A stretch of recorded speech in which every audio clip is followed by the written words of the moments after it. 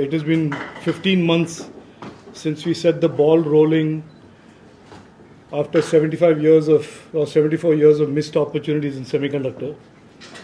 And so today I just wanted to share with you the past, the journeys, the misses, the missed opportunities, the lack of political vision, certain incompetence over the last 65, 70 years that held back India from semiconductors, versus the last 15 months of progress that have been made, and therefore what progress will be made in the future. So the idea was to make a brief presentation to you, tell you the context in which we are working, how we are progressing, so that you get a broader picture. The demand for electronics and digital products is intensifying.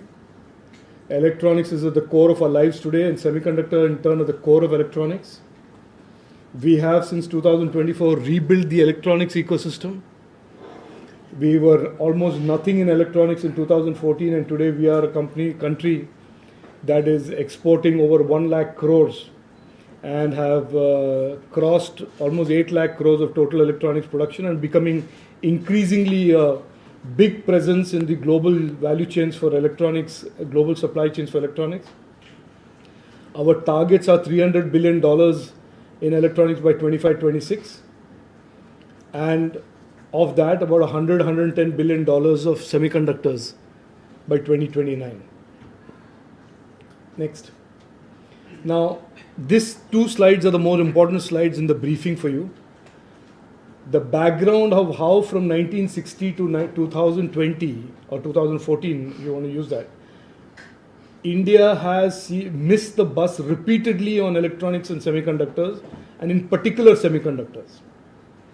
Missed opportunity, lack of political and strategic vision, and of course, a big dose of incompetence to add.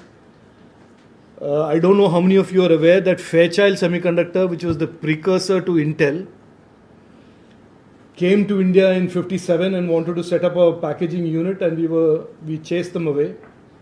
And that packaging unit went on to become the center and the core of the Penang's hub, which is one of Asia's largest packaging hubs in the world. We set up a fab for silicon and germanium transistors, couldn't compete, and it shut it down. 83 to 97, we were absent because the SCL got burned down, halted production, and then came back in a precarious form. And now we are modernizing it. An international semicon majors wanted to start operations in South India, started a clean room, and faced so many roadblocks that they ran away from a potential semiconductor facility, semiconductor investment in 4,000 jobs. Next.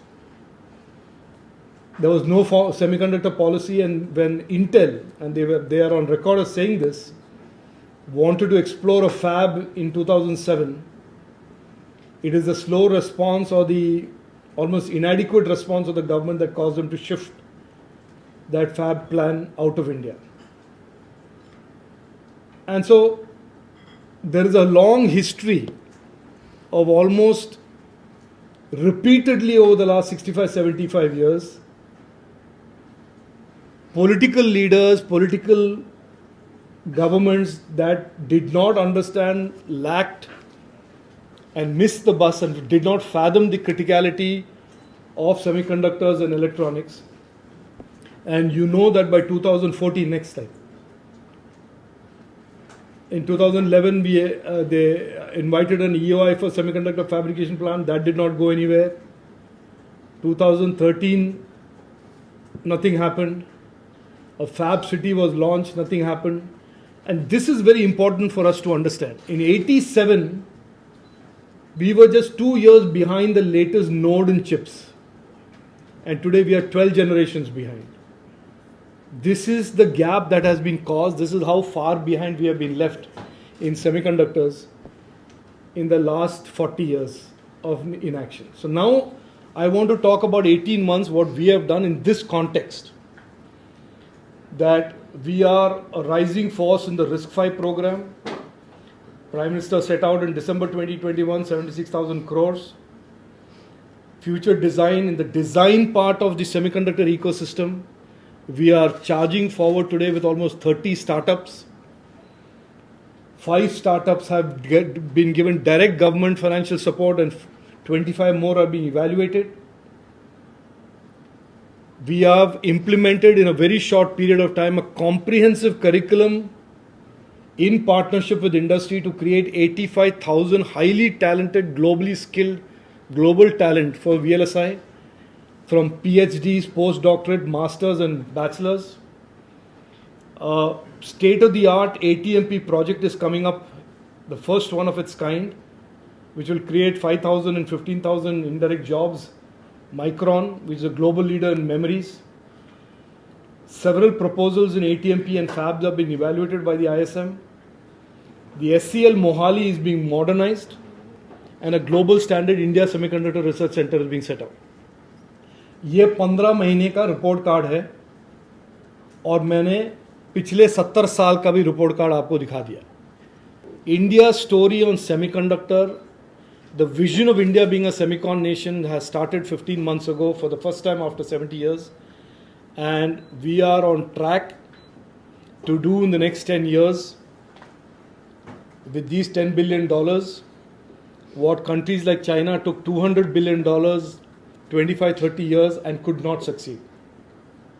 And I welcome you all to the second edition of Semicon India in Gandhinagar. Very fitting place for the second edition of Semicon India, a global summit where over 200 top delegates and companies from around the world are attending, where every leading semiconductor company in the world, every leading semiconductor name in the world is attending and is being represented. And at the same time, startups and India's semiconductor talent and capabilities are also on display.